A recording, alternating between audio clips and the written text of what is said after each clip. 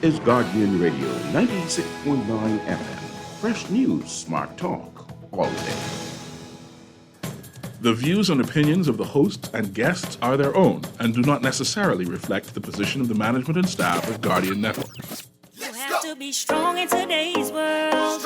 Keep your focus and what you believe in, how to achieve all your dreams. Keep moving forward, never accept less. The Hits Back with Nahaja Black is sponsored by Baha Retreat and Spa, Kalina Financial Advisors Limited, Central Bank, and the Water and Sewage Corporation. It's the Hit Back with Nahaja Black. It's the Hit Back with Nahaja Black. It's the Hit Back with Nahaja Black.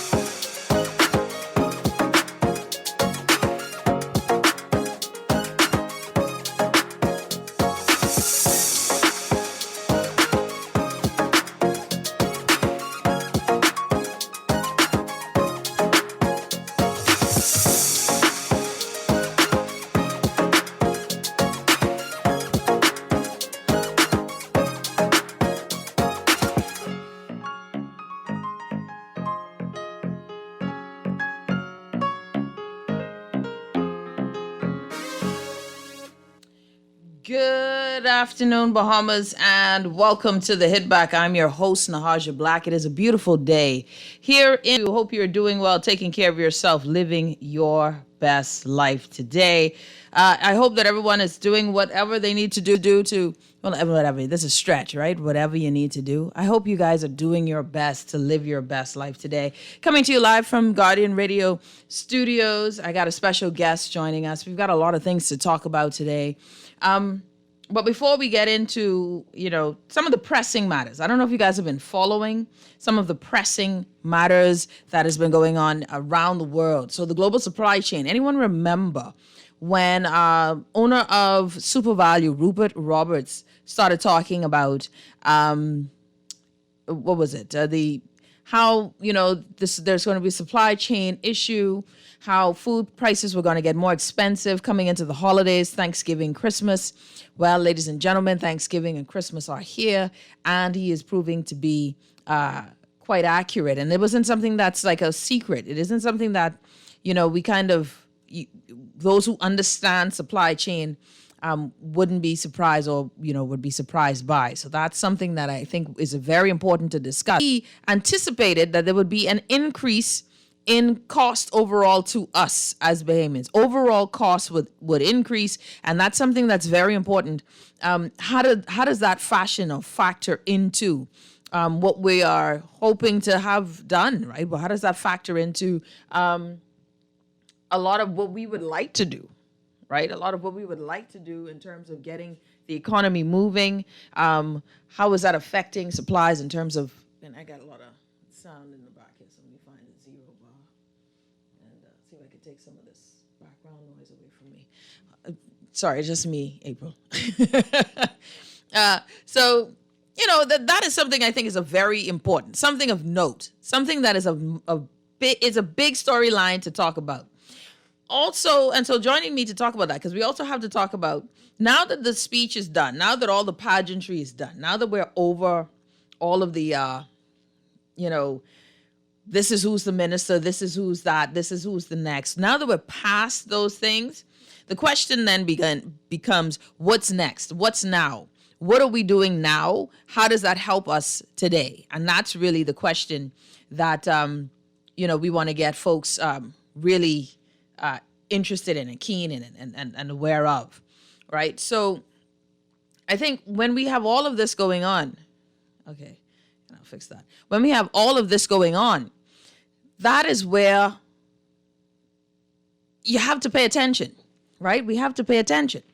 And I am wondering if the government will start to have a conversation on the new costs that is being associated with us. with this supply chain issue. That's one thing. The second thing is I got some messages saying, okay, well, now the government has decided to take a few weeks off, right? You remember one of the criticisms of the last administration, and now which will be a criticism of this administration, is the entire conversation of now this government is not going to be in Parliament. And thank you, everyone who's listening online. This government will be like, they're going to enter into Parliament, and they won't start Parliament work. They won't get into the House until October 27th. And the question is, why? Why are we waiting to get to work? Now, this is where the questions come in, and I think it's a good question to have as well, and to have a good answer for it. What do you go to the House for, right? You go to the House to legislate. Now, what I asked was, there must be some things you could do in that interim. Now, what has been told to us is that, hey, listen, the House of Assembly is going through repairs. And so it will not be finished with reconstruction until time. All right. So then I asked the question, so what are we doing in the 2 to 3 weeks whilst we're waiting for repairs? And I was told, well, all of the ministers are in their office and they are looking around. We had another walkabout, another tour today, which is all good and well. But I'll tell you who I want to hear from. I don't know about y'all, but I'm very much interested on hearing from my Minister of Investments and Tourism and Investments, Chester Cooper, and from my Minister now of Economic Affairs, Mr. Halkitis. Then I'll hear from the Minister of Finance, who really is just now, based on the other jobs or ministries, is just making sure the money is accounted for there and being able to receive it and send it. That's all I'm getting from it. But at this point, ladies and gentlemen, like we knew there was going to be no honeymoon, like we knew there was going to be no time because this is what the government promised. They promised they were ready day one. Saying, I could hear you saying, well, Nahaja, come on, man, give them a break. No breaks. No breaks. Why no breaks? Because now we're in crisis. When we gave breaks, when we allow, I want substantive. I don't think it's asking. I need now a conversation. And I'm hoping that conversation starts next week, where we are given, and I was told that there will be press conferences next week. So even though they're not in the House of Assembly, I'm looking for work, right? Yes, you have to know and maneuver through your ministry. I get that. You have to know where the paperwork is. I get that. But it's 21 days today. And I would hope this is why you don't oversell. You say you're ready to govern day one. The few things that I like what the government has done, they've been quick to get through the process of this level of pageantry. They've been quick to give you all, my God, seemed like they knew already how many people were going to be in this cabinet, and where they were going to move folk. Fine. That's fine with me. All right. I am not even going to criticize too much right now the size of that government, because you must be able to count the cost if you're going to hire all of those people. You must know the math to understand the cost of all of those folks. You must have calculated the cost to understand the cabinet can cause some challenges when it comes to decision-making, leadership, etc. You must have counted the cost when you decided that you were going to, you have to take these 3 weeks after all of the opening of Parliament and then all of that stuff, that you were going to have to make sure that the Bahamian people are following along with you. That's it. There's no more. We are in a financial crisis and I use the word crisis because I remember using it the last time and they were saying, no, crisis, you're using levels of hyperbole. It's no crisis. Oh, it's just, what was some of the wording? And I can't wait on, but I have to make sure his camera and everything is sorted out. But there was this, what was the word? Debt spiral. Comfortable more with debt spiral, but they didn't want to hear a debt, the debt crisis. They didn't want to hear that. Well, ladies and gentlemen, we are 100% or very close to debt to GDP. We are not time for smooth talking or trying to make people comfortable. That needs to be a lency. If you go in to the hospital needing critical care, you are bleeding, and that is called heart. You're getting your levels are elevated. Your heart is rare, that you're going into cardiac arrest. You know what they don't say? It ain't that bad. They start talking to you in doctor speak. Oh, no. You know what? Get them to the ER, statin. They start talking all kind of 23 cc's. I don't know. I just watch too much TV. But what a heightened level of anxiety is there, but it's never out of control. What it is knowing that source space, and it requires different levels of energy with intentional attention and focus. So I never want a physician who seems like he's hyper and doesn't know what they're doing. No, we don't ever want that. I don't want to roll into the hospital and the doctor starts freaking out, holding his head, and calls for the nurse. No, what you want is for control, even in high anxiety, high stress situations.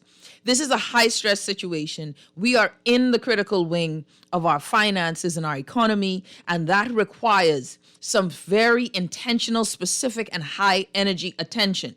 It does not allow for us to meander in the lobby whilst the economy is bleeding out. It does not allow for us to meander or talk or get tea.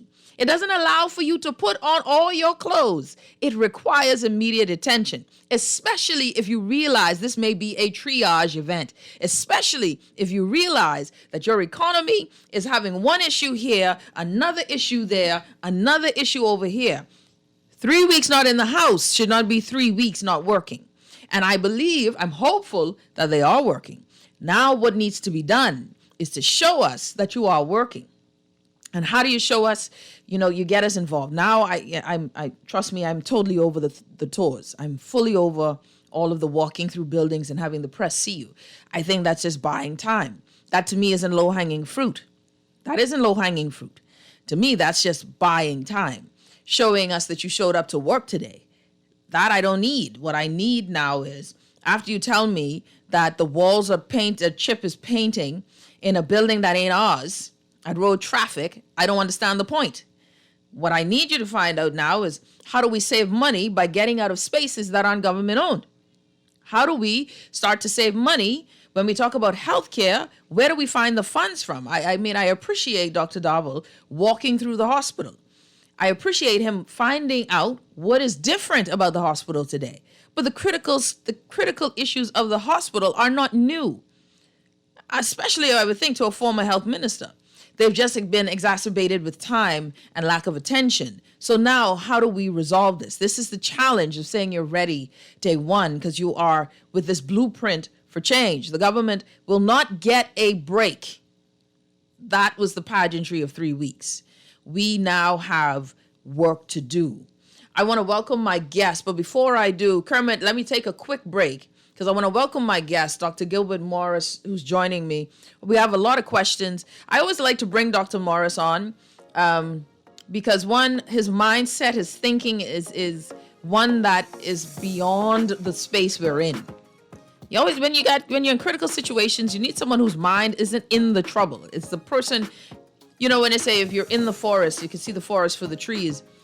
And I have this analogy in my mind, Dr. Morris, where I say to myself, if I'm in the forest for myself, right? If I'm in the forest with a bunch of people, I don't just want the person who knows we're in the forest.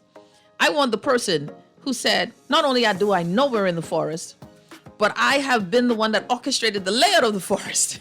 I helped plant the trees, or I have seen the topography before we arrived, and I understand the exits. And I think that's where we need to be with folks who are able to say, listen, I understand this terrain.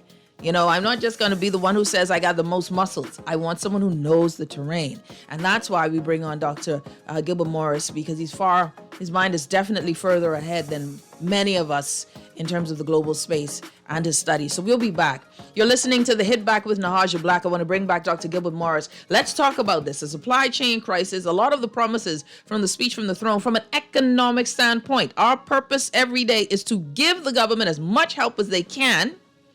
And then when they stop listening, then you mash them up. That's the goal. You got to let them know we are here. We're paying attention. We'll be back right after this.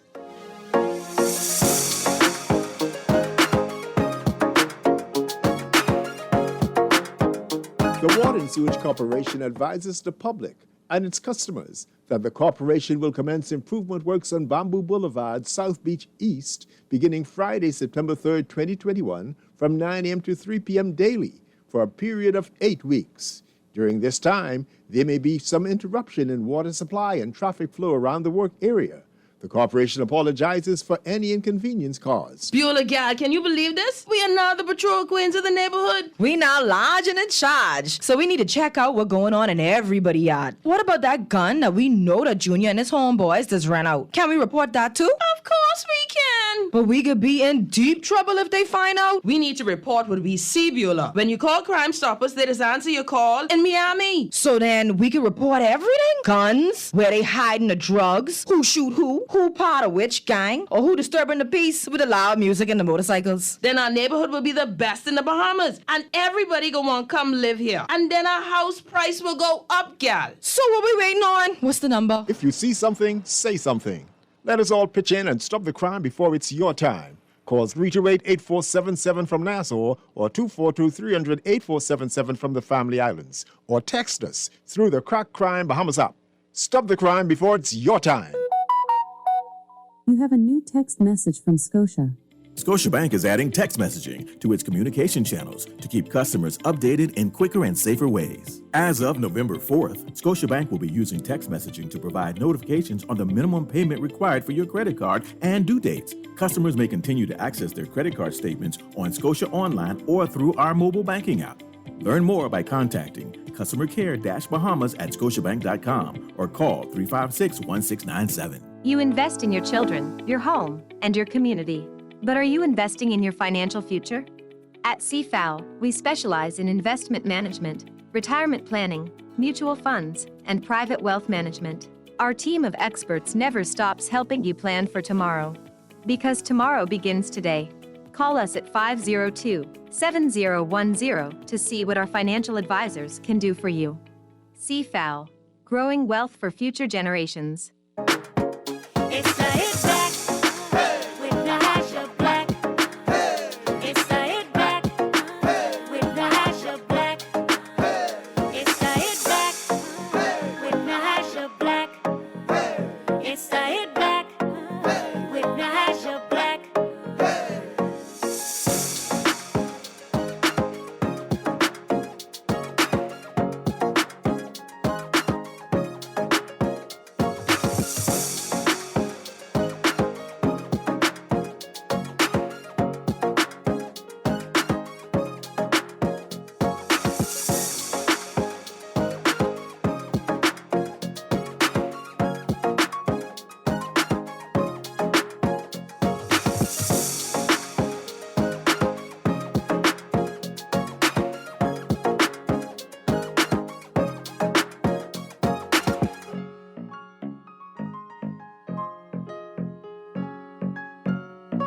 And we're back. You're listening to the Hit Back with Nahaja Black. Special guest joining us today, the one and only Professor Gilbert Morris. I want to thank everyone who is joining us online. And of course, we've got Switzerland, Doc. We've got New Zealand. Is it New Zealand? No, sorry. The Netherlands. We've got Canada, States. We've got a good audience that follows online. Even London. So shout out to... I did a group of Bahamians in Estonia and another group in Really? Hong Kong. Yeah, in Hong Kong that listens along, and a vast group in Canada. Yeah, well, look here. That, We got Hong Kong group too. That's yeah, actually yeah. pretty impressive. Yeah. No. It's Shane Stewart and the whole crew out there. So. Well, hello, Shane, and to the yes. crew out there, right? Absolutely, yes. It's such a pleasure, Dr. Gilbert Morris. Always a pleasure to have you, Doc. How you been? It's great to see you. Traveling a little bit too much. I've been stationary for most of the pandemic, Yes, but now that's rare. I've done maybe 7 countries in the last 4 weeks. 7 in the last 4 weeks. Yeah. Wow. Okay, so then let's talk, Doc. You would be then, for those who are unfamiliar, I don't know how folks are unfamiliar with the great Gilbert Morris, but professor of law, econometrics, economics. You have your doctor's degree in economics, etc. So, and so many others. You've author, consultant, on and on. Right.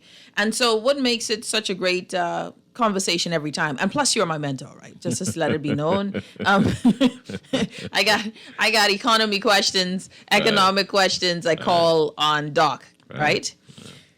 What has been going on now, Doc? There's a lot of things going on. Obviously, we understand that the world is challenged financially. Yeah. Some places more so than others. Yeah. In particular, Caribbean, our island nation states, we are challenged. We are going to the IMF more because of COVID.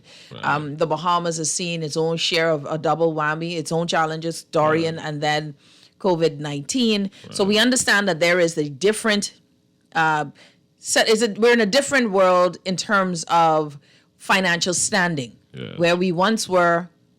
Are most places where they were before. Now, what we do know, Doc, is that there are some countries that have done better, right? Who've somehow figured out a plan or charted a course. Absolutely. And then you get hit. We are now looking at something where I don't think a lot of us understand what's going on, what's happening before us. Right. And that is the supply chain, the global supply chain shock, right? Yeah. And for those who don't, for many who aren't following, because a lot of people just don't follow it. It isn't stuff we follow. We don't understand what the supply chain is. We don't understand any of this. How does it affect us? Can you break it down for us, Doc? What is going on? Yes, let's get some framing. One of the things that I've said to, and I've probably spoken to 30 or 40 governments. In fact, a new thing is blown up where on Sundays I find myself in Zoom meeting with cabinets, in the region and beyond, talking to them about this issue.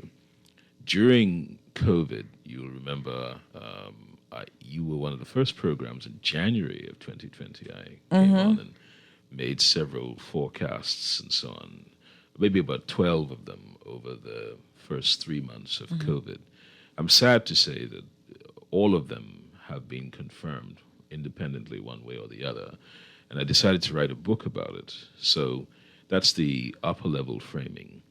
The second point that I make to governments and agencies when I speak to them is that pandemics have little to do with medicine.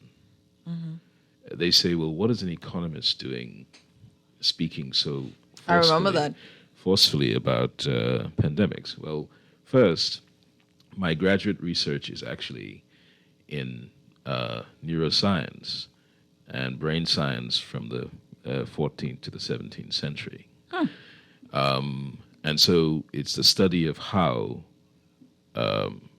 medical science moved from mysticism, religion, and occultism to a scientific methodology. So my work in economics began because I'm a methodologist, and econometrics is the study of social systems and their methodologies and so on. And pandemics are concerned with the measuring of social methodologies, right? So you have to understand demographics, logistics, population displacement. And so when we start talking about disease spread, economists who are accustomed to seeking out inflation, because inflation moves, in this way, in waves and cascades and things like that. You have undulating inflation and so on. You're taught to track inflation using probabilistic statistical methods. And the same thing is true about the spread of pandemics. So you'd have heard me talk about things like pattern and flow, Fibonacci patterns and so on, and talk about proportionality constants and that kind of thing. These are all bearings on that. So your audience listening to that, they don't have to understand any of that. That's just, I'm just explaining the framing. And so what that means is when you're dealing with a pandemic, the thing you want is to establish pattern and flow. So you have 400,000 people in the Bahamas, let's just say. That would mean you need around 1.6 million to 2.4 million tests. That's a lot of tests. Yes. And that's to cover for how long? You need over 10 weeks. That's only 10 weeks. Yeah. So you need to break the population into different groups, and then you need to test everyone 3 to 4 times, depending on their risk. Why? Because the rapid tests have about a 65% efficacy and accuracy reading, and you need to offset and create redundancies. When you do the first test, you get a pattern. When you do the second set of tests, you set that pattern on top of the other, and you'll begin to see flow. So you've got pattern, now you have pattern and flow. The third test will be the mean between the three tests. And then the fourth test should give you some clear establishment of where things are going. Now, that's not the end of things. What that does is gives you a really good sense of where the disease is in the country. And then you can now make real decisions because you can begin to see where the disease is trending, how it is trending, where it is spreading, the people who are infected, what are their age groups, what are their underlying comorbidities, and so on. Now you're making, because the disease is spreading exponentially, and the pernicious nature of COVID-19 is that it has asymptomatics and super spreaders. And so while the flu is, I think, 1 to 2, 1 to 3, COVID-19 is actually, in normal cases, about 1 to 2. But the super spreader can be 1 to 50, right? Yeah.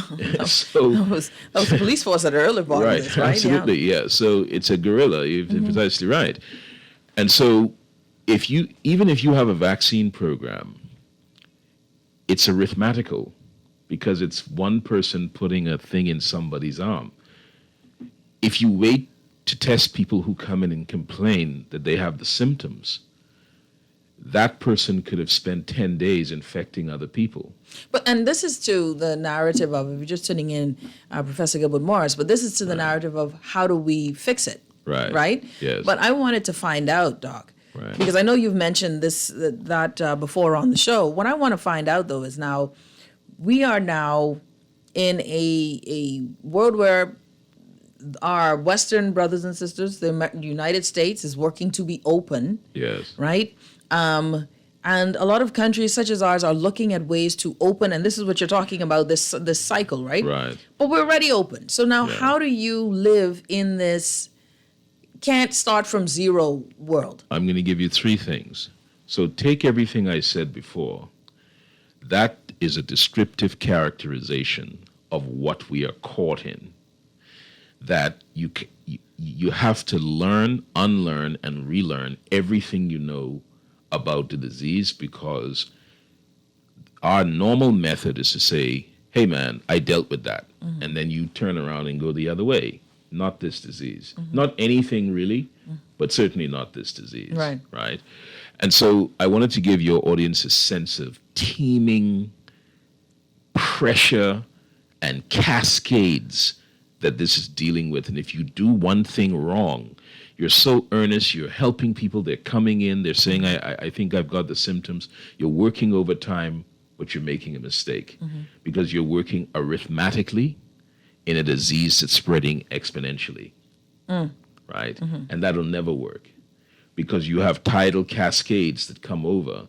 And so you end up with facilities triage. So the waves, which you're saying. Yeah, you say absolutely, tidal yes. And that's why you keep having waves. Add to that the variants, and I wrote this paper called Variants and Vaccines, and you're in trouble. We allowed ourselves to get pulled into this discussion of vaccinated and unvaccinated and who is a patriot and who isn't because they're vaccinated or unvaccinated. This is all nonsense talk. Vaccinations don't help you to open the economy. Vaccinations don't stop the spread. They stop you from getting sick, very sick, and they stop you from taking up space in the hospital. Those are the only 2 things we know. That's it. All right? There's a study just recently done where every week they're tracking the immunity coverage. I think it's in Malta. And some people's immunity coverage has fallen down to 20%, right, who are doubly vaccinated. And we're watching countries like Singapore at 80%. Right. Increasing. Israel is another one. Absolutely. So all that is to say, there's no knockout solution. Exactly. There's no because we're seemingly waiting for this everyone gets vaccinated, we can open the economy. The solution is you have to be very, very smart. That's it. Now, having said that, let me come to your issues. I said in one of my forecasts that more people will die from the impact of COVID-19 than from COVID-19. So COVID-19 is killed, depending on estimates and what we understand about the numbers in Africa and these kinds of things. Just it's under 5 million people in total. All right, but more than 1 billion people are food insecure and are put at distress, and we don't know what the numbers are for the deaths that have been put in peril because of the supply chain collapse. So what we found about the global economy is that a single package, there are nodes that packages move around the world every day, where that package is actually in a nexus that could go to any country in the world. It's communicative, complex, means that it touches any country in the world, it can go there. That's a fairly complex and comprehensive system. It turns out that complex and comprehensive systems are incredibly fragile, right? So the global infrastructure and the system by which we connect the world is comprehensive and even efficient. But what we're seeing is the higher the efficiency, all right, the more efficient it is, the more fragile it is. So we're talking just in the pure logistics of movement of things. Yes, You're saying absolutely. that the more efficient, the more streamlined it is, that if one thing gets kicked out, absolutely, then we see a beginning. Then we see a big problem. Yeah. And one of the things, so you can see now, people have been talking about one of the impacts of COVID has been the problem of shipping, and then the problem also of price rises. People have called this inflation. It's not inflation. It's a supply side shock. There's no monetary issue, and demand is the same. Right? Interesting. Demand is the same. The problem is we can't get the supplies out. Why is that? So, for instance, the boats that are the cargo vessels that are piled up off of San Francisco or California in general. Why are they piled up there? Number one, lots of the businesses that facilitated them went out of business, right? Number two, many of the people who work there were from Mexico or Guatemala, and at the beginning of COVID, they were sent home. Now you can't get them back. Number three, a lot of the companies that did the rollover financing and so on, those companies also went out of business or are having financial trouble because one of the impacts of the pandemic is that people have chosen, or companies have allowed people to work from home. The office center, so companies like Brookfield that owns Atlantis, is writing down significant assets and so on because they were one of the dominant players in big office buildings. Oh, really? Absolutely. I said at the beginning of the pandemic that universities will be completely different, and something close to 40% of the world's universities will collapse economically. Did they? Absolutely. And university towns. Of course, right? There are no students will in suffer. there. Students can't attend. Yeah. Right? So students can't attend. That means that the town that was built up around the university. Wow, that's a great point. That town suffered. is going to suffer.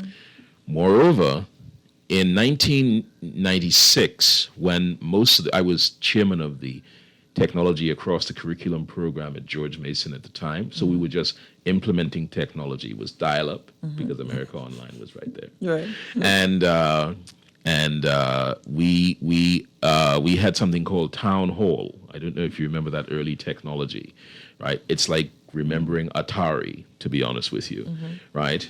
Or Commodore 64, right? You're young. Yeah, no, I don't know.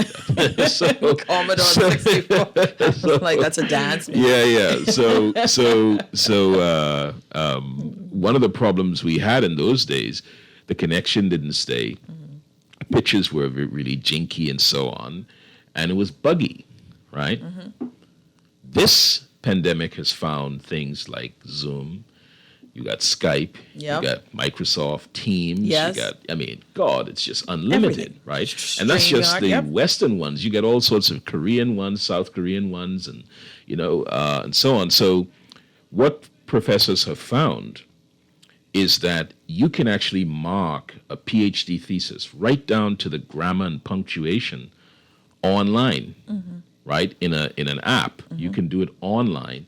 And universities are finding that they have higher levels of productivity with lower costs, with no one on campus, all right? Exactly. And if you're a university with a high value brand, you have greater reach all over the world. Very good point. Right? I one of the things that I do in my work is assist colleagues of mine who are applying for presidencies of universities. And one of the universities, very popular one in Atlanta, that a colleague of mine who won the Pulitzer Prize in 2019 was applying for, one of the things we were able to show them is that we could actually triple your student body, because this is a famous university. And in places like Africa and the Caribbean, if people have the opportunity to attend this university, then, they would. Now, that produces another problem.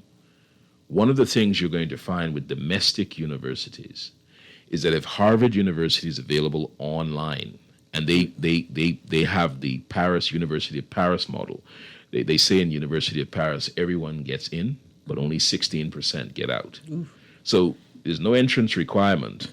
You can get in. You can get in. So it's kind of a chic thing to say, I attended University of Paris, but I didn't finish. It's a thing. It's a thing, right? And so what's really significant about that, though, economically, is that the money from many of these national universities is going to dry up, because their students are going to elect for those big universities that are offering now diploma and certificate courses online. Yes. Because they say, well, if I'm in Vanuatu and I can go to the Vanuatu, university, but I can go to Cambridge University online and get a graduate diploma.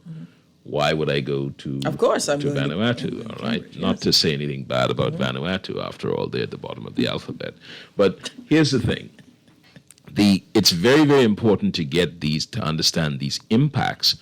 So what you have now, a container from China used to be around $2,500. It's approaching $16,000 now, in some cases, almost $20,000. Wow. And again, it's because the availability of the companies, the facilitation of the global supply chain, how we get supplies from manufacturers to wholesalers to and ship, to different institutions and places around the world.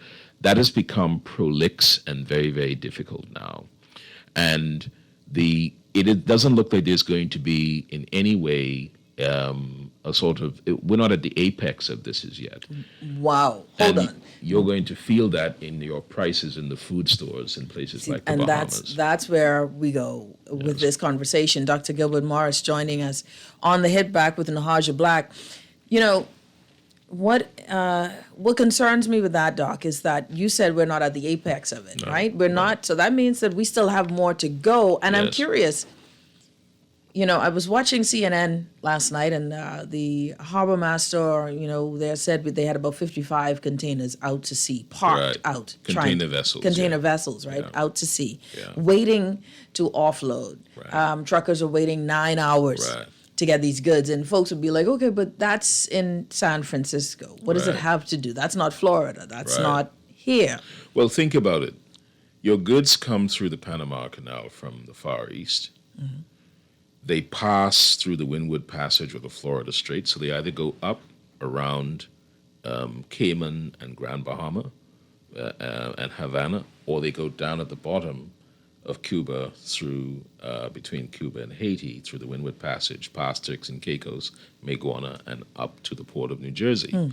Because there's no break bulk facility in the Caribbean. I know because I did the study on that for Madame Wu, right?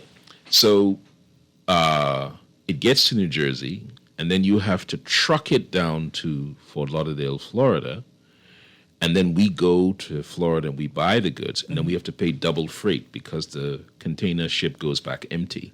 Wow. So we actually pay both ways, right? Because we have nothing to export. That's right.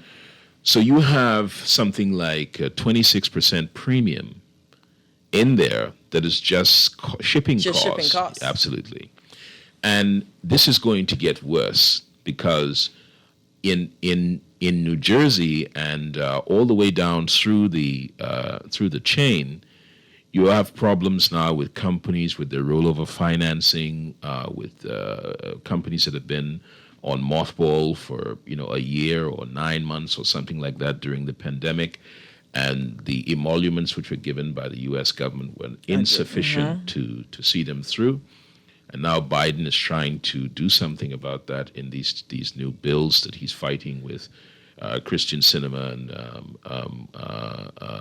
Joe Manchin about, and people are not getting what. And this is the thing that I felt speaking to governments in the Caribbean region and speaking to force. I was in Washington D.C. a week ago, speaking to very high-level persons on the Economic Council, and one of the things I realized is they don't understand what's happening.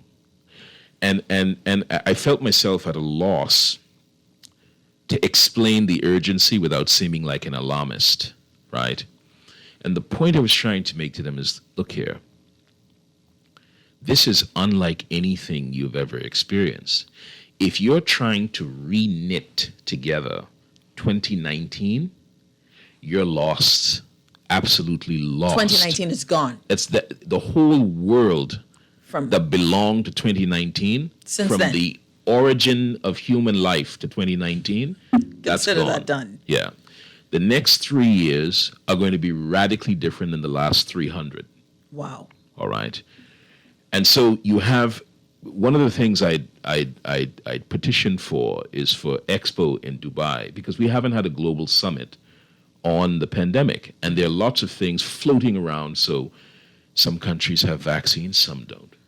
Pfizer's going around harassing countries and telling them they have to give up their airports and ports if they want free vaccines. Oh, wow. All right. So that's happening.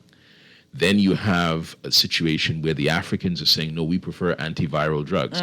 Everyone condemned them and called them backwards. Now in the West, everyone's trying to get That's a right. pill or antiviral drugs. That's right. So the Africans were right in the first place. Yep. Senegal, places like that, they were doing these kinds of things. Brazil as well, they were doing. And I had a lot of conversations with the Brazilian laboratories at the University of Sao Paulo and people like that about what they were attempting to do. Lots of contact with Cuba as well, finding out what they're doing.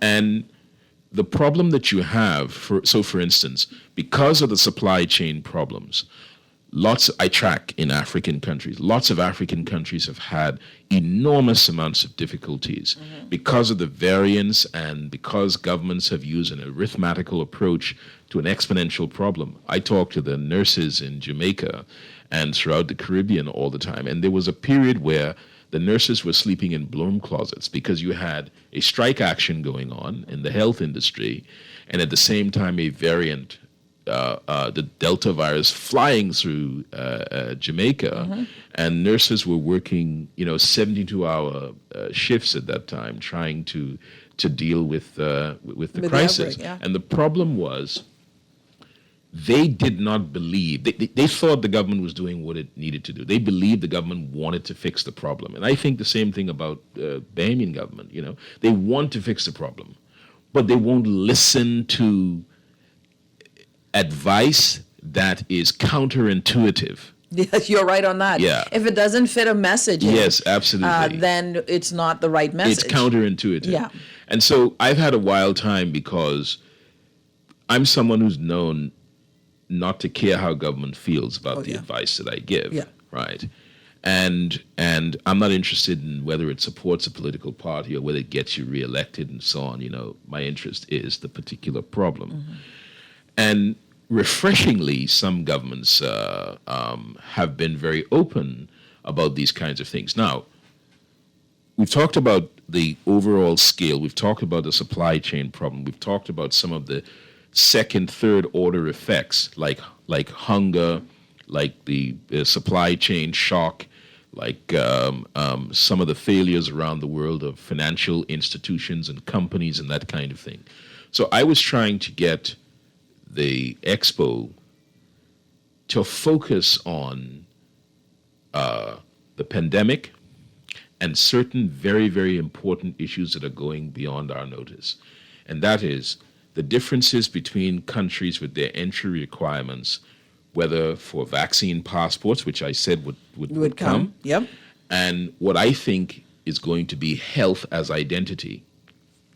And just if you allow me a little bit of philosophy right there, in social systems, information is fractal. You always know a part of the information, not all. So we speculate or we forecast or whatever it is, predict on the balance of the information. The problem with that is if you're Canada, you say, okay, we need to protect our country, and so vaccines are going to be our strategy. Uh-oh, we have a vaccine strategy and everybody's in the hospital. That's right. Okay, that didn't work. All right, let's go to testing then. Well, we're going to do random testing because we can't afford to test everybody on the regular basis. I'm sorry, the world needs 40 billion tests. There's just no way around it, right? Okay, they say, no, we don't have that, so, that advice doesn't mean anything because we can't. Okay, then you have to develop a fractal management system where you have enough sufficient overlap in your system to be able to test people strategically and be able to gather data from that. But that takes time to organize. And if you didn't do like South Korea, Singapore, Bhutan, Vietnam, and Taiwan at the beginning, that's say January 2020, you're in lag time. You're constantly you're really catching trying to catch up. You can't, exactly. Absolutely. So this is and that's what we've been doing. Really, a big problem. Yep. So I have said, let's discuss in Dubai a global standard for immigration entry insofar as health standards is concerned.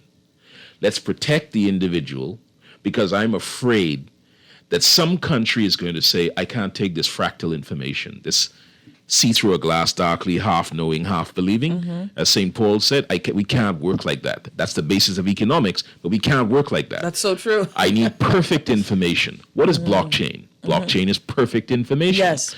But what do you load on the blockchain? Oh, I know, your complete health data.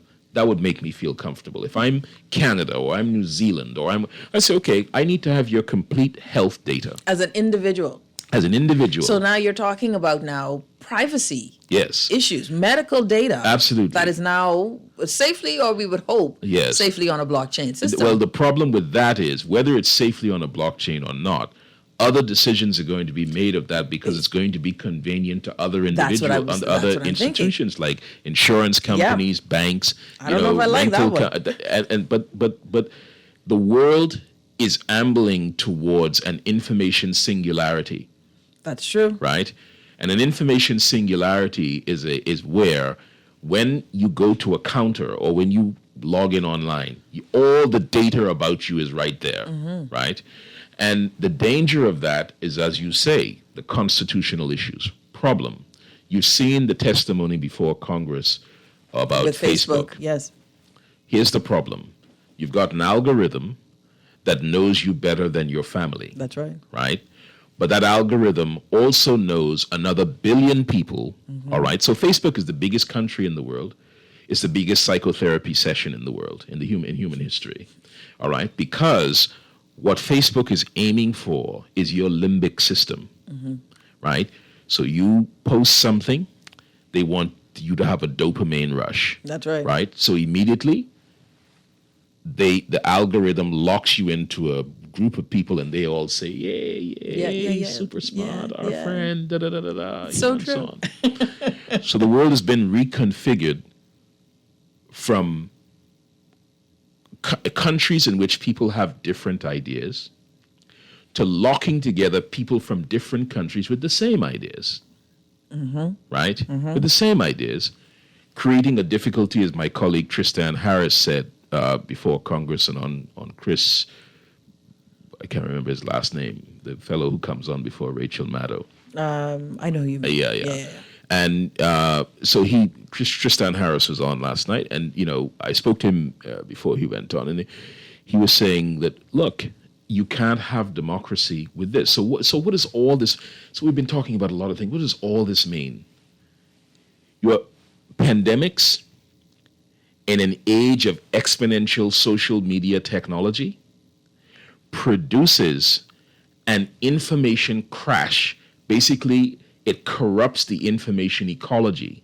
Governments can't get policy positions out there because social media can answer immediately that your policy options are undermined. Hold that thought. Yes. Because that's going to be a big nugget. I don't want us to go too far. We have to take a commercial break. Absolutely. When we come back, more with Dr. Gilbert Morris in studio. We're talking about COVID-19, but not just COVID-19, the effects of it on the economy and the supply shock side of it as well. We will be back right after this.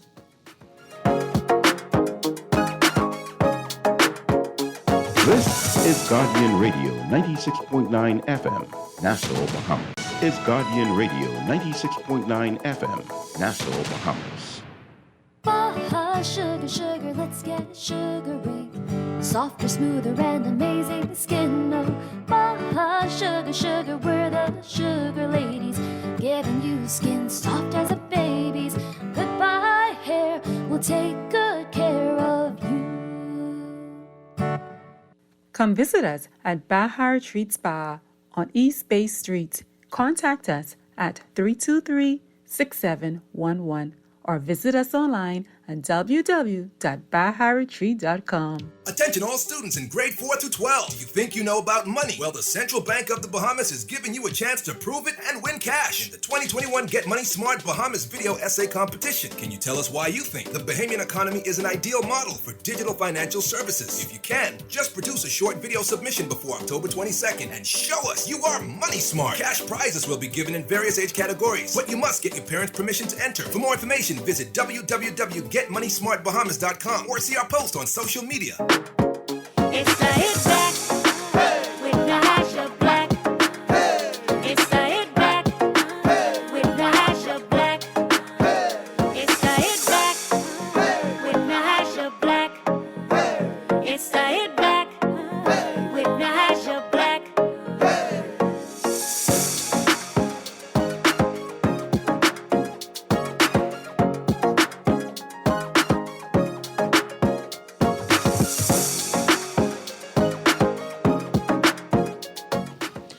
And we're back. You're listening to the Hit Back with Nahaja Black. Professor Gilbert Morris joining us in studio. And listen, if you're just tuning in, I don't want you to miss any part of this. The conversation, of course, one of the things that I love to do, let's deep dive into the economy. I love deep diving into the economy, understanding the machinations of it. Things that affect us in the pocketbooks and directly into our pockets is all about this economy, and it starts from the micro to the macro to the micro levels of the economy. But the global systems, the global economic variables affect home, and COVID has done a number on the effects, the total effects of all the world's economies. But we are finding ourselves in an even more peculiar position. Well, and you were saying something really deep about how it's. Well, I was talking a little bit more about the impacts of an exponential phenomena like COVID-19, and what it means for the information ecology and the ability of governments to basically formulate policy and communicate with its citizenry, because its citizenry now does not necessarily regard the government as the authority. That's right. And they're receiving their authority, what they believe is authoritative, from social media. And in social media, you can create synthetic knowledge where people think they're seeing something, but they're not. And that's the nature of the limbic stimulation of social media and the algorithms. The purpose of it is not to reveal any truth to you. No. It is limbic stimulation. And here's the thing. And limbic stimulation meaning really mental stimulation. Yeah. That it's all That gratification. No, they've done studies and control groups on this. They know what they're doing, and but to some extent, and I was talking to someone this morning about this. I think that Mark Zuckerberg is terrified by what he created because he doesn't know how to control it, and nobody does. So he's testifying before Congress. I can tell you, when he gets off stage, some congressman comes to him and says, "You notice I didn't mash you up. Listen, my campaign is next month." Yeah. And my opponent is already using social media. And so the algorithm notices, can pick you out and surgically micro-target and pick other people out who have a gradient of extreme views. So not just a flat view, but a gradient. Why the gradient? Because the gradient is the extremity. As the views become more extreme, the politics becomes more polarized. Now you have to say the worst possible things to get attention. And then it all feeds back into each other in a feedback loop, and then it goes viral. How does this affect us? You see, because that's where I want us to get to even in this. It makes us certain in our stupidity. This is what it does. And you hear people saying, well, I research. What the devil you mean you research? Well, I see people posting studies online. You have to understand, no scholar just posts a study. The question is, who did the study? By whom were they funded? What are the assumptions in the study? Are those assumptions consistent with the field narrative in that particular discipline? So do you have access to all of that? You can't be, and no study is complete. If you read the New England Journal of Medicine, the last paragraph of every paper is a list of the things that the paper did not cover. Yes. Right? And why you can't make assumptions about what things mean, because they're all, we say it's an inverted U curve, that there's an arc to the truth of it. In this circumstance, it's true, but it falls off. We call it a deflationary truth. It's true at a certain level, at a certain point in time, like water boils at 100 degrees Fahrenheit. Yeah, at sea level. And then when you cover it, then that changes. And then you raise it 25 feet, that changes it, and so on. That's so right. You can't make a straight statement. That's right. Right? Because there are conditionalities. And we are people not used to conditionalities. Our churchification means that we like certain knowledge, and we like to say, I don't care what anybody says. That's right. This is what it is. Okay. People like that are very susceptible to limbic manipulation by social media algorithms. So true. Absolutely. And this makes it very, very difficult to get a clear, comprehensive policy. And this is why China created its own internet.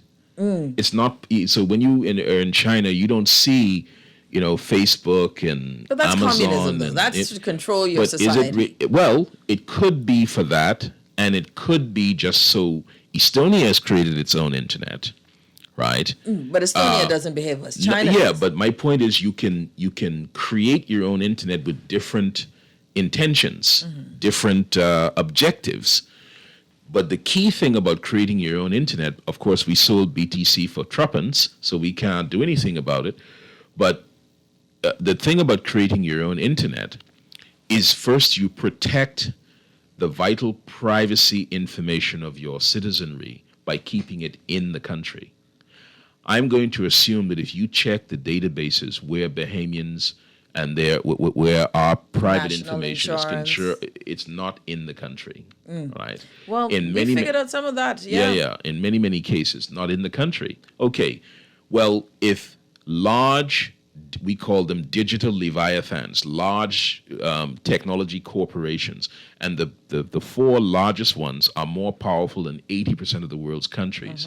If they have your data, then what do you do? then what? How do governments You're not compete sovereign. with that? But you're not sovereign. You're not protected. So I always give the example to governments that Amazon today can hire every Bahamian that is underemployed or unemployed, that has technological skills, selling, promoting, all this kind of thing, testing products, all that.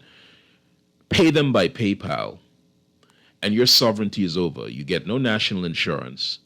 You can't get national health insurance, right? They don't depend on you. You can't control them in any way. So the political control that you use jobs to control them, that doesn't function. So the gig economy. Yeah, they're attending university online Yeah. in some other country, right?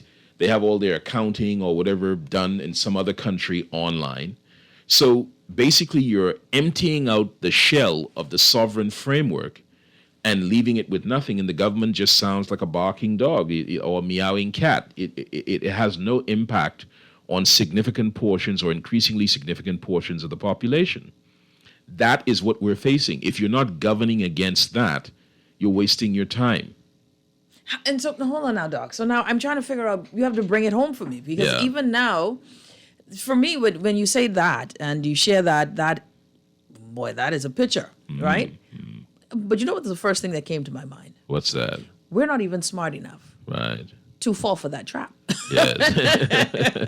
And just, you said pay through PayPal. Right. Many banks will tell you now PayPal is the hardest thing. Good thing Yeah. maybe that's why central bank won't allow us to But receive there PayPal. are other systems. There are other systems that you can use, and now American banks have sufficient international payment systems that you could get paid there and still have access to your funds in real time. Oh, trust me, a lot of folks know. Yeah, so if you live in a country with an exchange control and a peg, that's actually a very bad thing.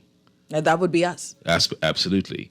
So we've had this argument, we've seen these argument or discussions. Marla Dukaran, the former RBC economist and a colleague of mine, and Catherine Kelly, is that her name? Catherine right? Kelly. And Who writes an article for the Punch. Yeah. yes. So she has 10 steps. I think it's dollars and cents or something. Yeah, 10 steps to Yes. Bahamian collapse. And Marla Dukaran is arguing that the Bahamas is going to be in the hands of the IMF. Both of them come to the same conclusions, but they come in different ways. I think that to the extent that Marla Dukaran is referring to specific bonds, callable bonds, I think she may have overestimated the issue. But to the extent that she's talking about the issues of the peg, and that's where Catherine Kelly is really quite eloquent, I think that's right. Explain that. Let's go to. So the take us Bahamas back. is in a peg with the United States, a 1-to-1 peg with the dollar. The dollar has all the value. All the value. All the value. The Bahamian, you could have put a banana there. The banana would have been at the value. Same 1-to-1.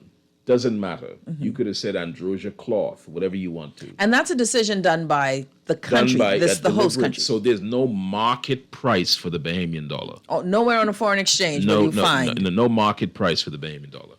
So when people say you could have a devaluation, this is the wrong thing to say. Don't say the dollar can be devalued because it does has not no exist. value. Right. If the peg breaks, the dollar will drop to a value floor. And because then it will be marked to market, right? That is the average of what anybody would take for it. The truth of the It will be dollar. the truth of its value will Yes. be revealed. Yes. All right. And I think you're talking about something, south of Jamaica. No, man. Yeah. No. So, yeah. South of Jamaica. Yeah. Doc, how could you? So I think, I think so, if that were to happen. I'm not saying it's going to happen. What I am saying, though, is the impact of the pandemic has been a decrease in the tourism income that and that was already residual income. Because I hope most Bahamians know that the money that tourists pay to come and stay in the Bahamas never comes to the Bahamas. No. That goes to New Jersey. That's right. And to Orlando. agents, Right. all- Or Fort Lauderdale to the credit card processing agencies. That never sees the Bahamas.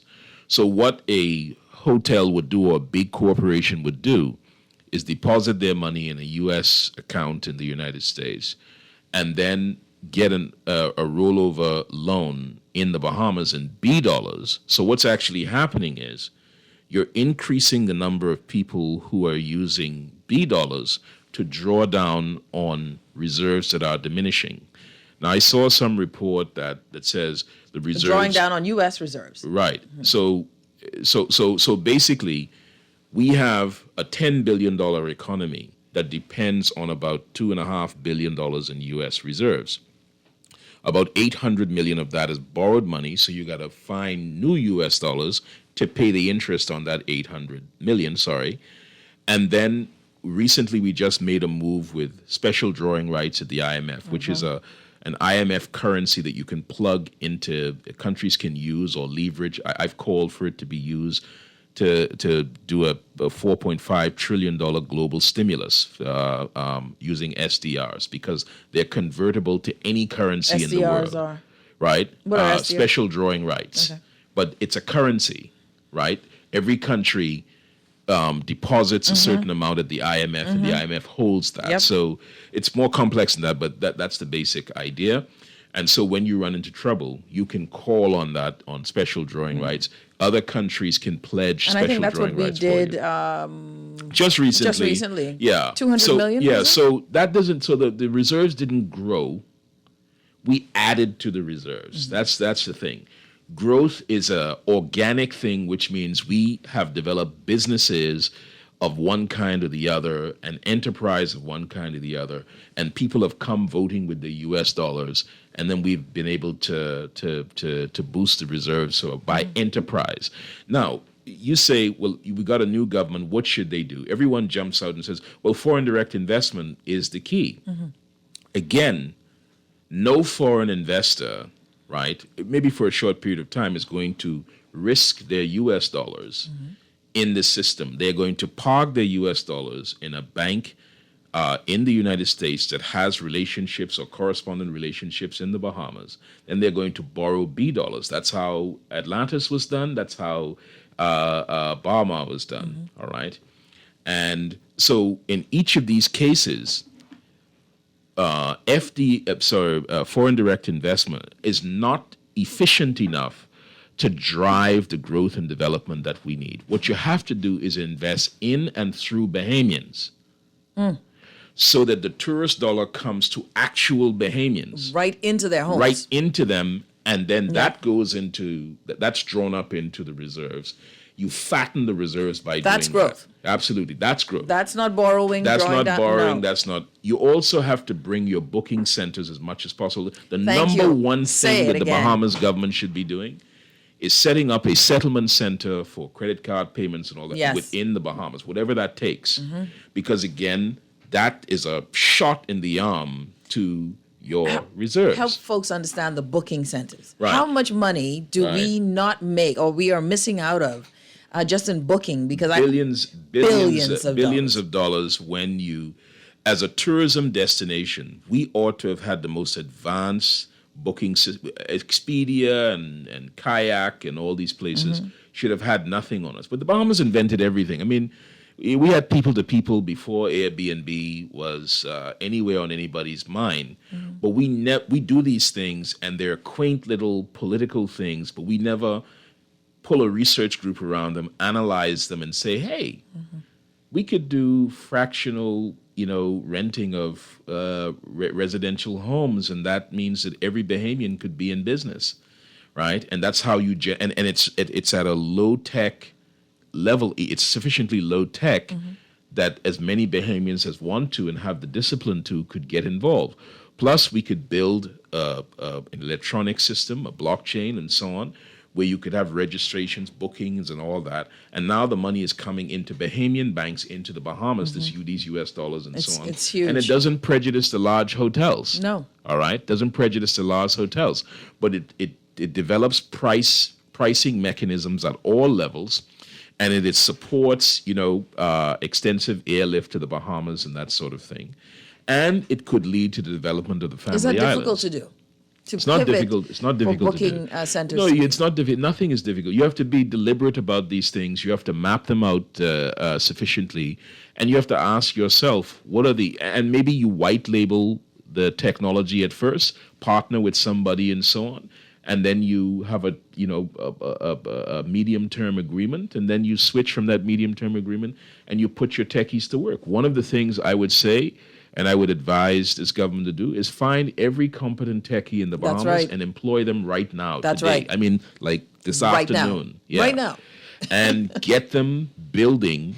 That's why it was wrong to sell BTC, because that would have been the incubator to bring those people in and say, we are going to build, because it's important to our national security, we're going to build just as Estonia is doing, as Singapore is doing, as China has done. And the future is going to be countries that have a digital moat around them to protect their internal data.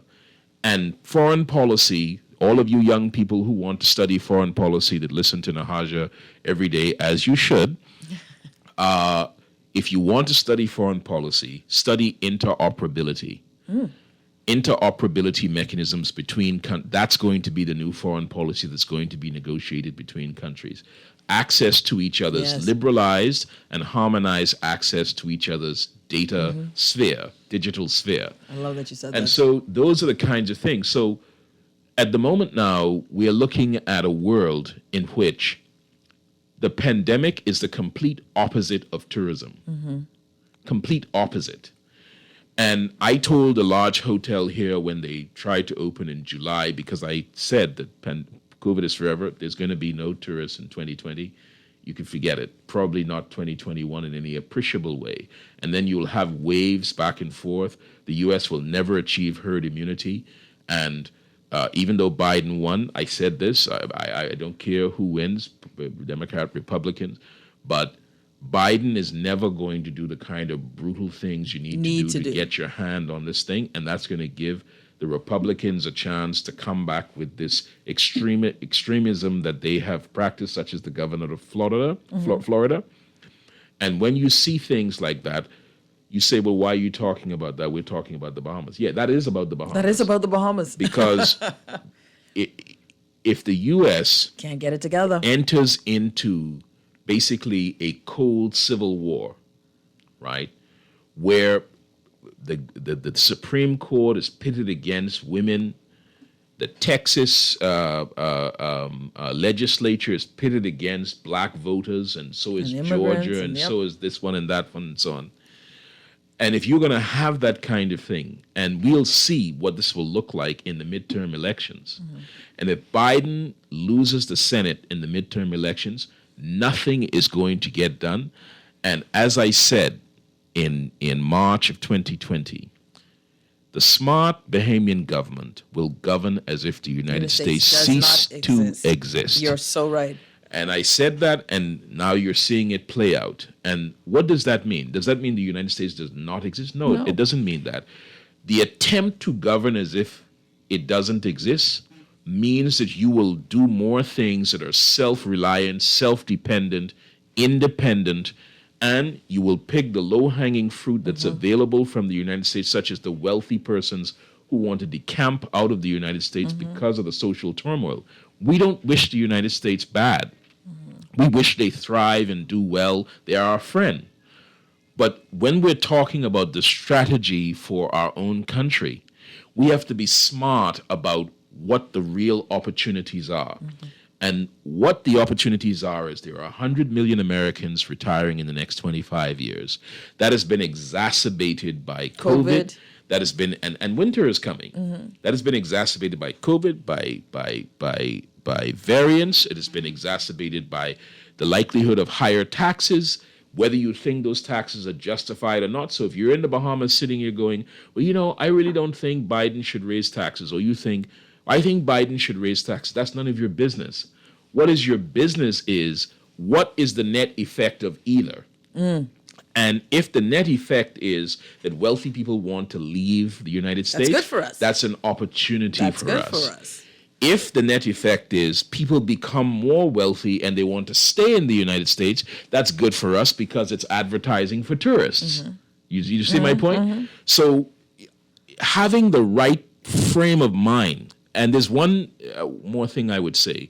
How does a government get itself in position to execute these kinds of strategies? You say, I've got to deal with the information ecology and the effect of social media in my country.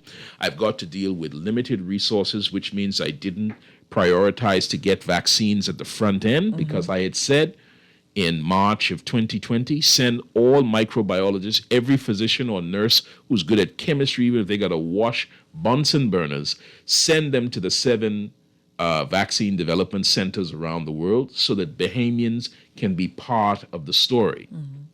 We didn't do that. I said when we did the competent authority, go to UOB, set up the ombudsman program, make sure you have 100 law students involved in that, reviewing the decisions of the competent authority, so you beef up the number of people in the country that have forensic constitutional knowledge. Again, all those young people walking around now, they could have had that experience for 4 years. We didn't put them in that position. I said hire all the techies in the country, have them address the impacts of Dorian, have them address the impacts of COVID, have them build a beautiful online system for digital Bluetooth contact tracing. We didn't do that. Those things are important not just for Bluetooth contact tracing. The same proposition you use for Bluetooth contact tracing, you have to use for education services delivery. Interesting. Do you understand my point? So a pandemic offers you these opportunities that comes to the front door as one thing, but enters the house as many things. And now we're grown. We're now we're groomed for that. Yeah.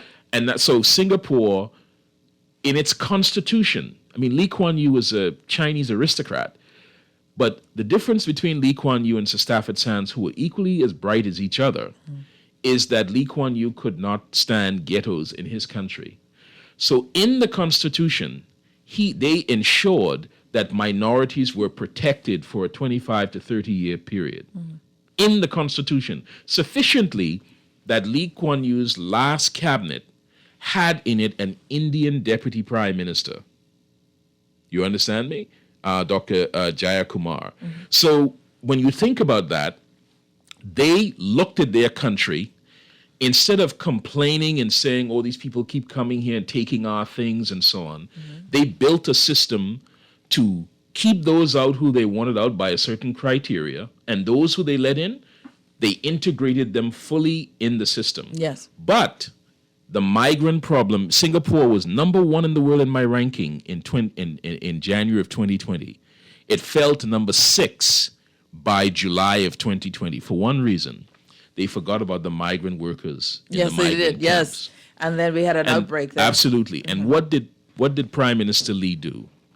He took the stewardesses of Singapore Airlines, the most prestige. So in the public's mind, he says, I have to show this country that we're all in this together. And sometimes it's no talking. He took the stewardesses, the most prestigious company in Singapore, and he took them to the migrant center, the lowest place on the social rung. Why did he do that? For 2 reasons. Number 1, it demonstrates to the country that we're prepared to put our most prestigious institutions in the center of this fight.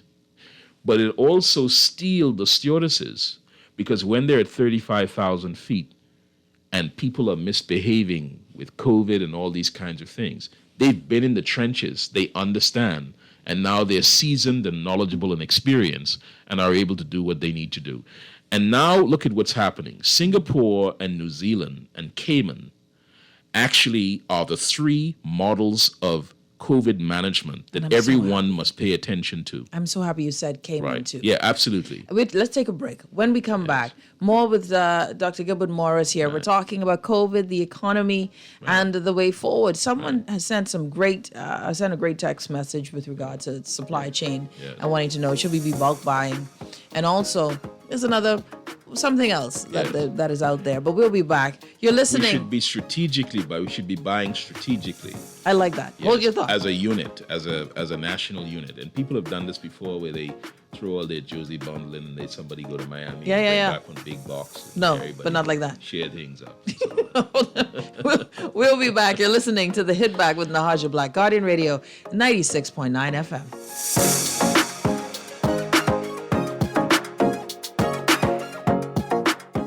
You invest in your children, your home, and your community. But are you investing in your financial future? At CFAL, we specialize in investment management, retirement planning, mutual funds, and private wealth management. Our team of experts never stops helping you plan for tomorrow. Because tomorrow begins today. Call us at 502-7010 to see what our financial advisors can do for you. CFAL, growing wealth for future generations. Have you heard about the COVID vaccine raffle? If you are vaccinated against COVID-19, you can enter to win amazing prizes like food store gift certificates, hotel stays, beach excursions, and so much more. Even if you are previously vaccinated, you can still enter to win. The COVID vaccine is free, safe, and protects you from severe COVID-19 infections. Don't delay. Get vaccinated today and enter to win. Visit www.vaxbahamas.com to register. You have a new text message from Scotia. Scotiabank is adding text messaging to its communication channels to keep customers updated in quicker and safer ways. As of November 4th, Scotiabank will be using text messaging to provide notifications on the minimum payment required for your credit card and due dates. Customers may continue to access their credit card statements on Scotia Online or through our mobile banking app. Learn more by contacting customer care-bahamas at scotiabank.com or call 356-1697. This is Guardian Radio, your station for up-to-the-minute news, intelligent, interactive, and engaging conversation. 96.9 FM. It's the Hit Back with Nahaja Black. It's the Hit Back with Nahaja Black. It's the Hit Back with Nahaja Black. It's the Hit Back with Nahaja Black.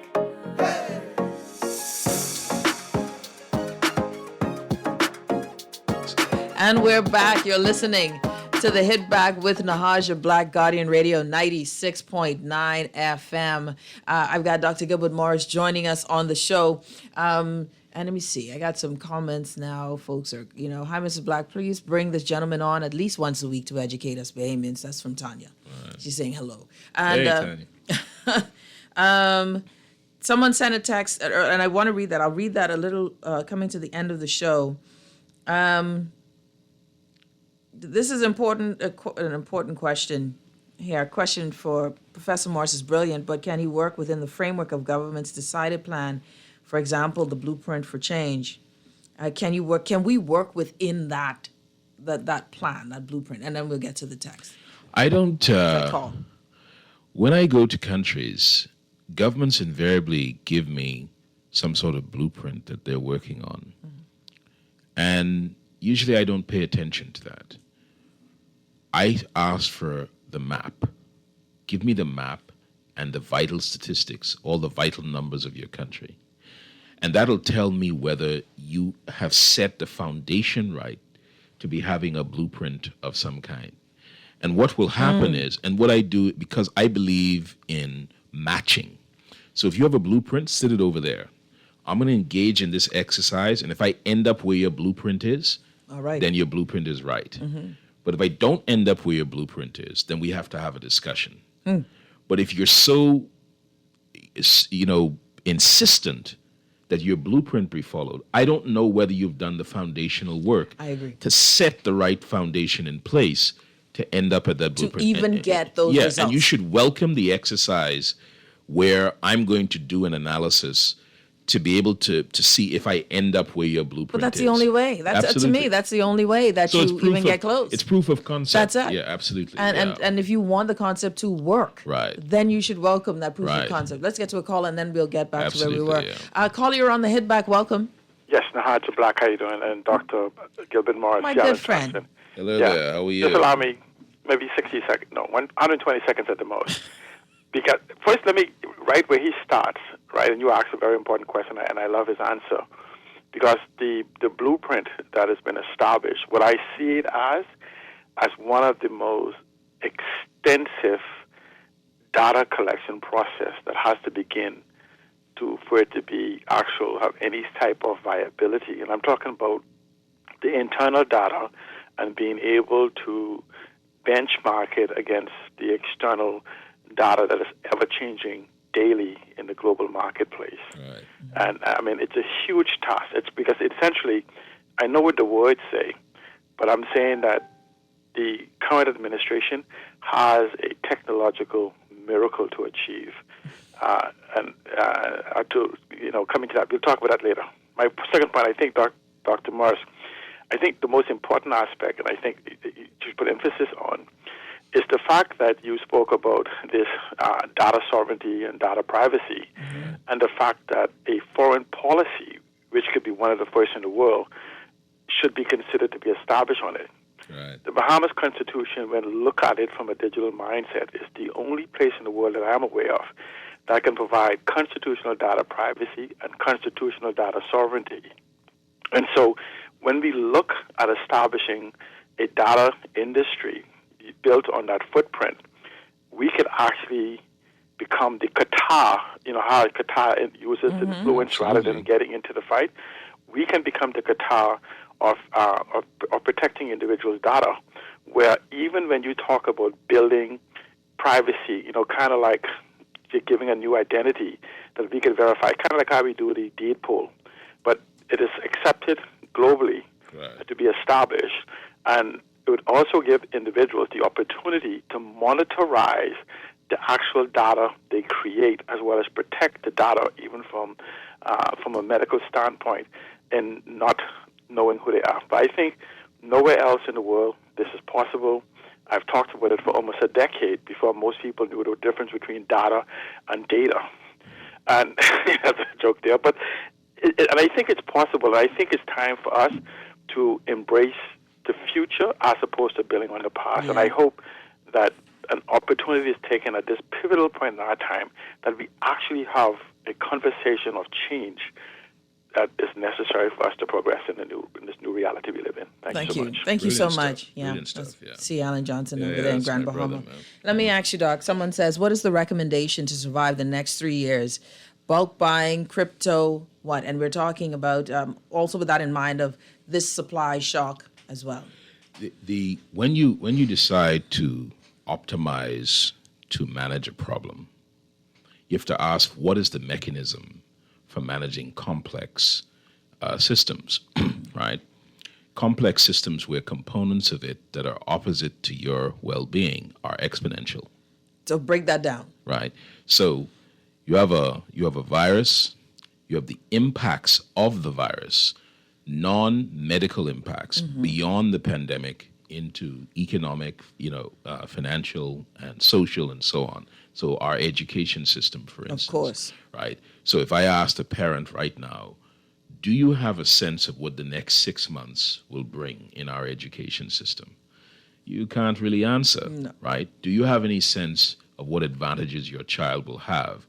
Or is it something where we patch together to survive? That's it. It's a right? patchwork. Why should that be the case when the top 5 countries in the world have advanced their education systems during the pandemic?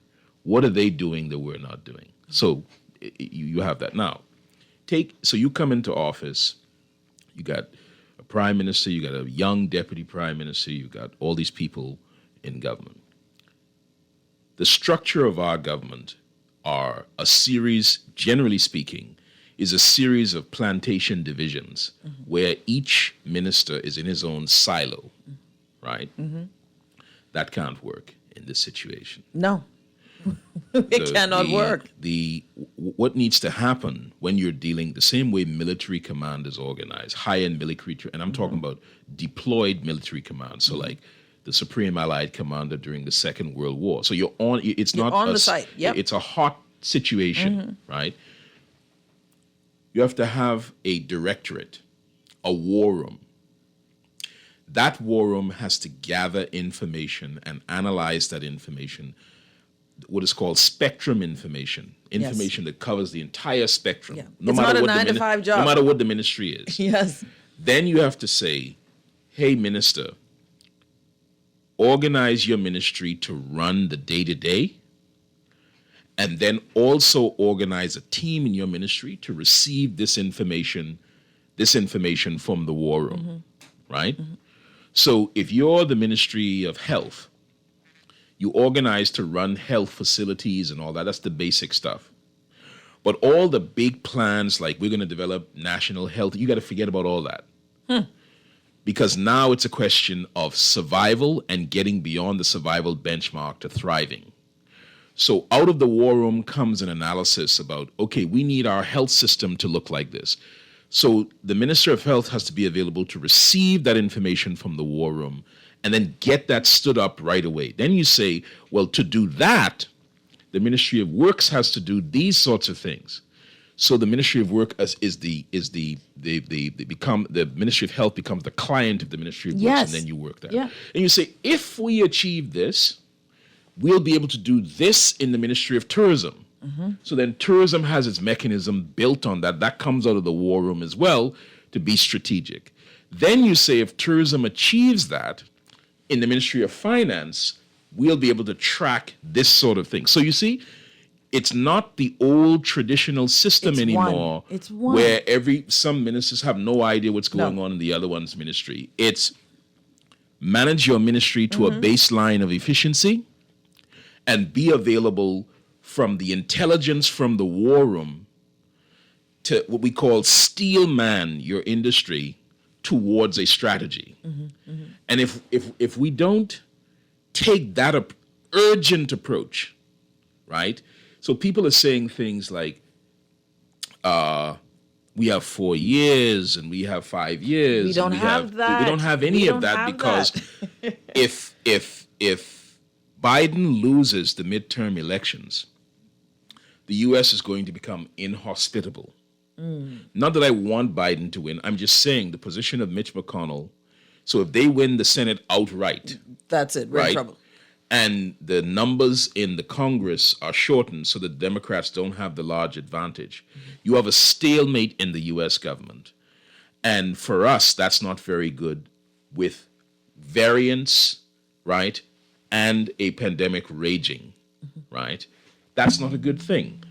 What we have to be doing, how do you deal with that?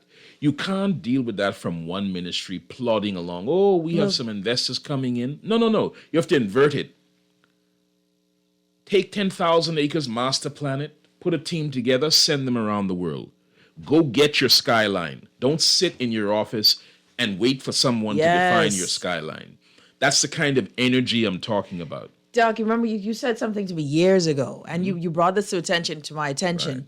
Right. And you said every really successful touristic destination has something that is their benchmark. Something. Yes. So I always think about it. Paris with the Eiffel Tower, absolutely. New York with the Statue of Liberty, Toronto with its CN Tower. Absolutely. You know, and you mentioned this years ago. You said we wait, but we should go out and say and people create should, a competition. Yeah, absolutely. And one of the things about turning tourism thinking around, if you go to Thailand, the Thai don't make any effort to make Thailand more hospitable. No, they don't.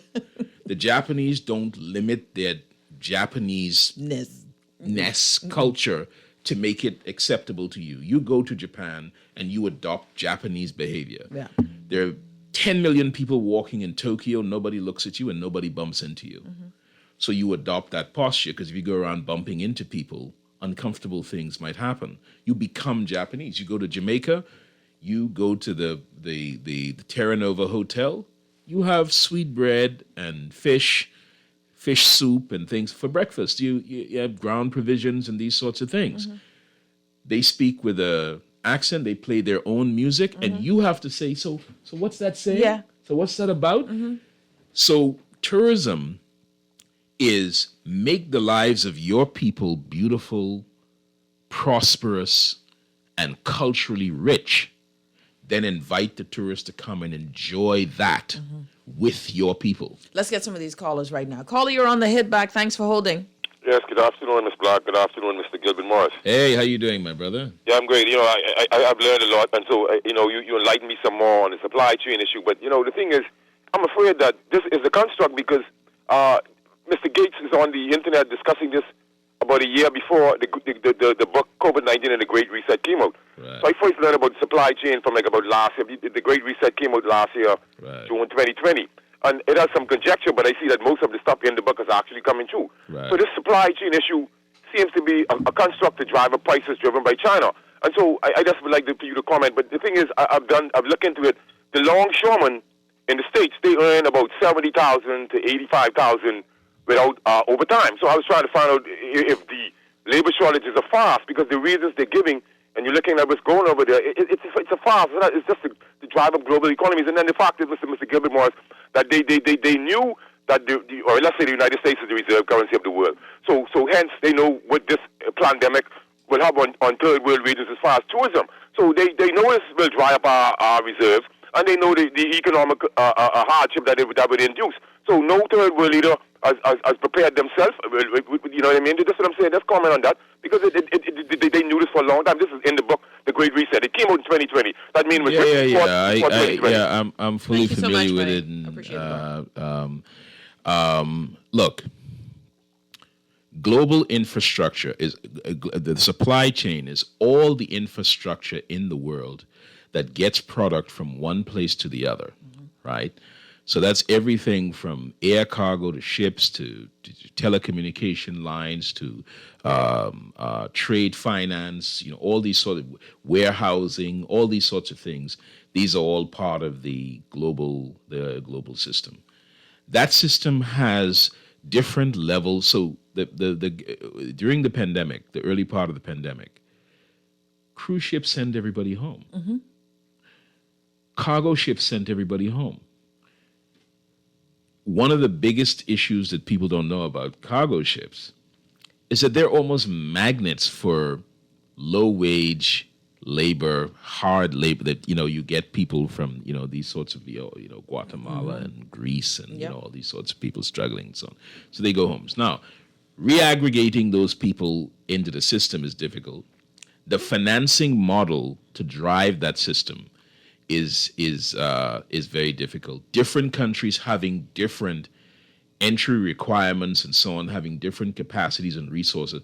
There are poor countries in the world that are central in the resource chain. So there are like 5 bottleneck places in the world: the Macala Straits near Singapore with Singapore trade, Djibouti in the Gulf of Aden, and the Suez Canal, Panama Canal, the Straits of Gibraltar. These are all bottleneck areas. But those countries aren't necessarily wealthy, and the people who are working in those areas aren't necessarily people who are paid high wages and that sort of thing. And many of them are migrants who are working for, less than minimum wage. Yeah. And some of those countries have no minimum wage.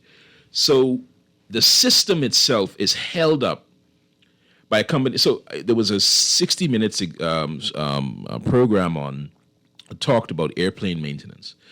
So something like 60% of airplane maintenance now is done in Mexico. Lots of new mistakes. So once before, the airlines used to have, remember, airlines don't own the planes anymore. It's large corporations, investment companies own the planes. I didn't know Yeah, they absolutely. And so many of these airlines now, they have, and these airline companies, they have management systems and maintenance systems in places like Mexico. So if those places don't have the vaccine, those places don't have resources. Those places That's your labor force. This is your labor force, and then this slows down the chain. But then think about it. At the same time, if you have people saying university towns are collapsing, large investment funds that run real estate and so on, they're seeing their places being emptied. PwC just told 40,000 people they can work from home. They only did that because their leases were up, and instead of going back into a leasing, they said, no, that goes straight to the bottom line, let people work from home. And then 40,000 people said, yes, okay. Okay, so all those offices, it's not just the investment company, it's the pension fund companies that invest in those. That's right. You understand what I'm saying? So now all the investment funds, all the shock. portfolio money that's in those, that makes it difficult. Then when you have a destruction of demand because of high unemployment, all these municipal bonds and all these sorts of things, these all have to be renegotiated and so on. So it creates a problem across the world that complex and complicated systems are abutting each other and creating higher levels of exponential complexity that no government or sets of governments in the world have addressed appropriately. Let's get this final call, but then I want you to take it home for us on what we can expect now with the supply chain issue. Yeah. Caller, you're on the show, on the air. Thank you for holding. Thank you, Nahaja. Doc, man, you firing. I want to go quickly on three Yeah. points if you can address them for me. Right. There seemed to be a recent release that leaders around the world are hiding money. And I believe this money that they're hiding... The Pandora Papers, yeah. Well, I was going to say Pandora box, you know what I mean. And this money could be used to assist citizenry. I mean, why can't... Okay, that's number one. I guess you'll find a way to get that money. Yes. Because I believe you may have some locals doing the same. Yeah. The second thing is, and this is where leadership comes in. We have these electric vehicles that are going to be released and unleashed. And you're going to have no need for gas anymore. Where's gas stations are going to go? Which leader we have now who's contemplating this fact? These parts stores, look at what's going to happen. Worldwide, there's going to be no... these mechanics. Right. Look, so you see the downtrend there, right? Yes. Now, my third question I want you to expand on is this. The drug world is about $300 billion a year. The Forex market is $7 trillion a day. I want to know, why is it that we're not teaching these children from primary school support and resistance, and you know the rest, and how to enter and how to exit with profit, and to have to join that 1% club? Why aren't we focusing on that? Yeah. Different type of education. So those three things, Doc, real quick, I'd love to hear your response. Thank you. Thank you so much. Very quickly,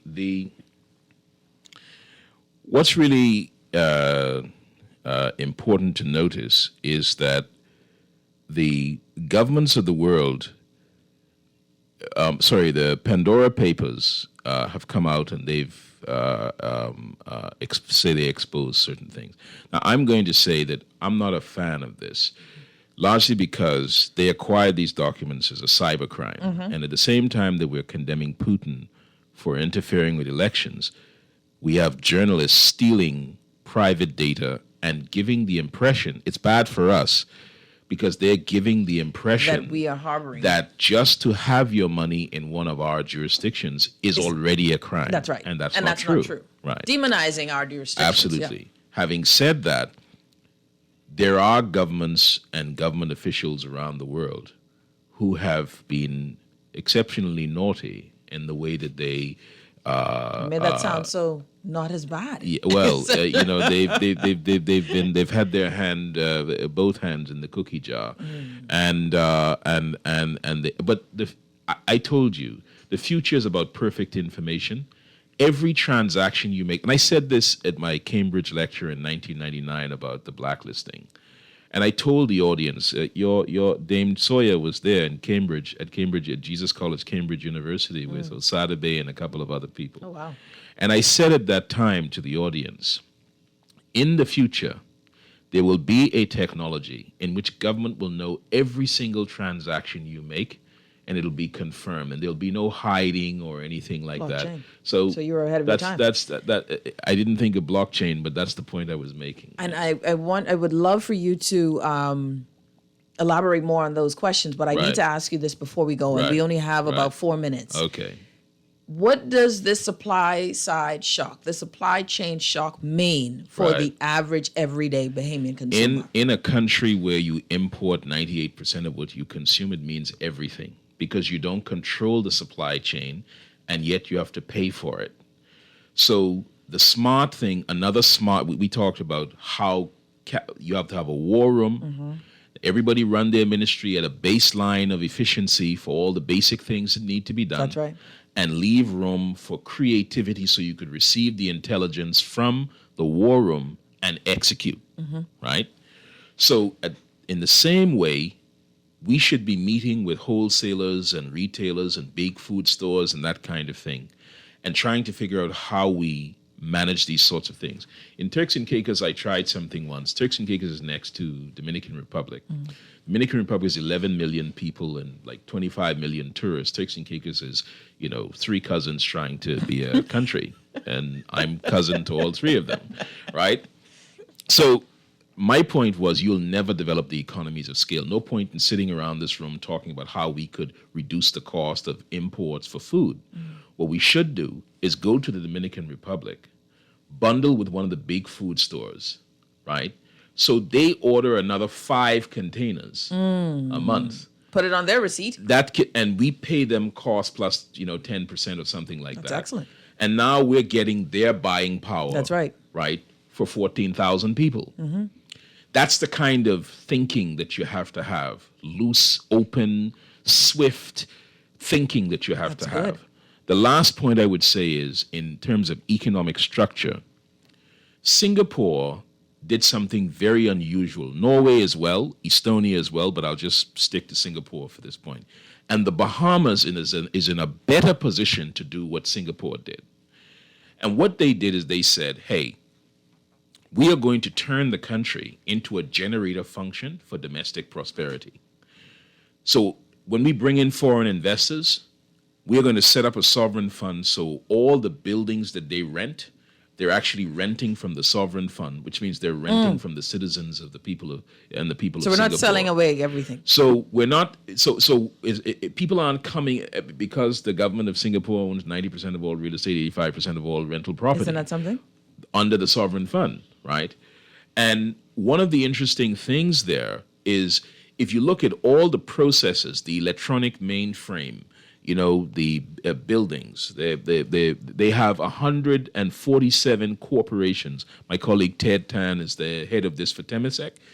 140 corporations, 110 of which have a market cap of over $1 billion. 110 of the sovereign funds corporations have a market cap of about $110 billion, $1 billion dollars. So Singapore has found a way to say, what we first done is structured our economy in such a way that whatever happens on this landscape, it's cha-ching for the citizen. I love it. Do you see my point? I love it. So the country is an iPad of prosperity for its citizenry. You know what? We have to do something else. Man, listen, it's amazing how quickly 2 hours goes, right? Dr. Gilbert Morris, one of the things I would love, we'd come back again, and I want us to talk about the Sovereign Wealth Fund. Right, absolutely. You have been writing about the architecture of a Sovereign Wealth Fund. Yeah, I wrote it for Turks and Caicos. Exactly. Yeah, and now here we are with one that needs a lot of work. Right. And a Ministry of Natural Resources. So let's do that. Right. We got to go. Absolutely. Dr. Gilbert Morris, thank you so much. Thank You're you, listening. audience. It's always wonderful to be back home and talking to people. Yeah, We got to go. But listen, everyone, thank you so much. You're listening to The Hit Back with Nahaja, Black Guardian Radio 96.9 FM. Dr. Gilbert Morris, love you, Doc. We'll see you guys tomorrow. Love you all. Cheerio. We're out. Cheerio.